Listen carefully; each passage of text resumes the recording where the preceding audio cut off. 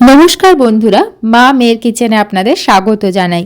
আজকে আপনাদের জন্য নিয়ে এসেছি একটা পুরনো দিনের রেসিপি, কলা পাতায় মোড়া ছানার পাতুরি। নিরামিষ দিনে গরম গরম গোবিন্দভোগ চালের ভাতের সাথে এই ছানার পাতুরি কিন্তু 8 থেকে 80 সকলেরই মন জিতে নেবে। তাহলে আর দেরি না করে চলুন চটপট ভিডিওটা শুরু করি। প্রথমে একটা ব্লেন্ডিং জারে নিয়ে নিয়েছি 2 চামচ পোস্ত, 1 চামচ সর্ষে, একটা বড় ধনেপাতার আটিয়া, কয়েকটা কাঁচা লঙ্কা।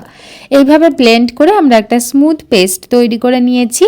এবার এই মিশ্রণটাতে আমরা মিশিয়ে দেব স্বাদ মতো নুন আর দেব কিন্তু 3 চামচ মতো কাচ্চিঘানি সর্ষের তেল।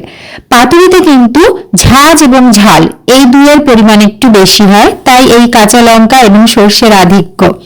এবার বড় বড় করে কেটে রাখা ছানার টুকরোগুলো আমরা এই মিশ্রণের মধ্যে ভালোভাবে ডুবিয়ে দেব এপিট ওপিট করে, এবং এটাকে কিন্তু ম্যারিনেট হওয়ার জন্য রেখে দেবো 8 ঘন্টা। এই 8 ঘন্টা সময়ের মধ্যে কিন্তু ছানার টুকরোগুলো খুব ভালোভাবে মিশ্রণটাকে শুষে নিয়ে ভেতর থেকে একদম নরম তুলতুলে হয়ে যাবে এবং পাতুরিটা খেতে হবে অসাধারণ। আপনার কাছে যদি একান্তই এই সময়টা না থাকে তাহলে অন্তত 15 মিনিট অবশ্যই ম্যারিনেট করে নেবেন। এবার দেখুন, একটা কলা পাতা নিয়ে আমরা এভাবে কিন্তু একটু আগুনের আঁচে ভাপিয়ে নিচ্ছি যাতে করে কলা পাতার স্মোকি ফ্লেভারটা চলে আসে। এরপরে এর উপরে আমরা একটা ছানার টুকরো রেখে ভালো করে মিশ্রণটা ঢেলে দেবো। আরও 2 চামচ আমরা মিশ্রণ ঢেলে দেবো, সাথে দিয়ে দিয়েছি একটা কাঁচা লঙ্কা। এবার কিন্তু কলা পাতাটাকে খুব ভালো করে আমরা মুড়িয়ে দেব এবং তারপরে আপনারা দেখবেন সুতো দিয়েও আমরা খুব সিকিউরলি এটাকে বেঁধে দেব, যাতে করে কলা পাতার ফ্লেভার, কাঁচা লঙ্কা, সর্ষে, পোস্ত সব কিছুর ফ্লেভার পনিরের মধ্যে এসে যখন এটা ভেপে উঠবে, ভাপানোটা হয়ে যাবে, তখন আমাদের অনবদ্য পাতুরিটা কিন্তু রেডি হয়ে যাবে।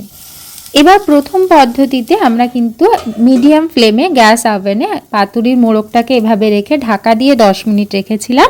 তারপর সেটা উল্টে দিয়ে আরও 10 মিনিট রাখলেই একদম রেডি হয়ে যাবে ছানার পাতুরি।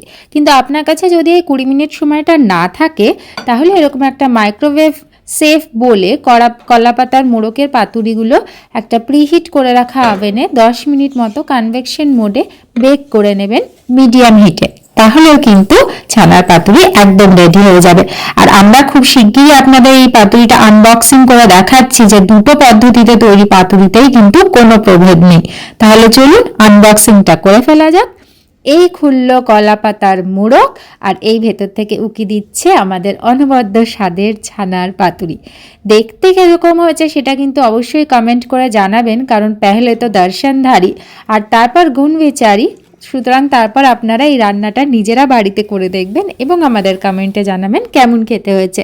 আসুন আপনাদের এই ছানার টুকরোটা একটু কেটে দেখিয়ে দিই যে কতটা নরম, তুলতুলে, টেন্ডার, জুসি, সাকুলেন্ট। কি আর বলবো, সব রকম অ্যাডজেক্টিভই কম পড়ছে এই অনবদ্য ছানার পাতুরির জন্য। তাহলে ঝটপট এটা তৈরি করে নিন। ভিডিওটা ভালো লাগলে একটা লাইক করে দেবেন। চ্যানেলে নতুন হলে প্লিজ সাবস্ক্রাইব দ্য চ্যানেল।